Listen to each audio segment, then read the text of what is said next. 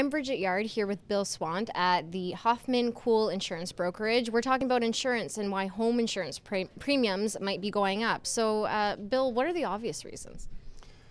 Well, the obvious reasons are there's a lot of claims, and insurance companies have to pay them if the coverage is there. So we've all seen a lot of weather events with fires in Fort Mac and floods in Alberta and so on, and hail in Saskatchewan last year. So, I mean, they pay those claims out. If they aren't making money, they have to put some rates up. But we also have the cost of reconstruction. It goes up every year, and so if your house cost $500,000 to build last year, it probably costs $525,000 this year, and so they're insuring a bigger building, so they have to charge a little bit more for it.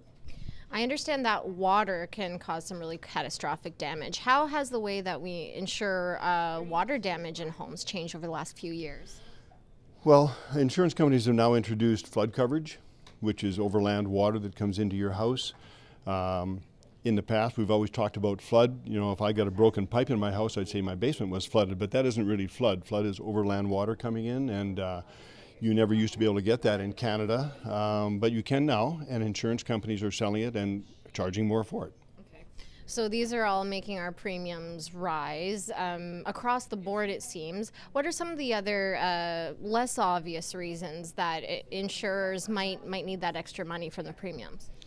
Well, insurance companies may or may not make money on what we call the underwriting side, which is the premiums that they take in and the claims that they pay out. The other way that insurance companies make money is by investing that money that they have in the bank waiting to pay claims, and they invest it. If the investment markets are not performing real good, then they're not making as much money on their money.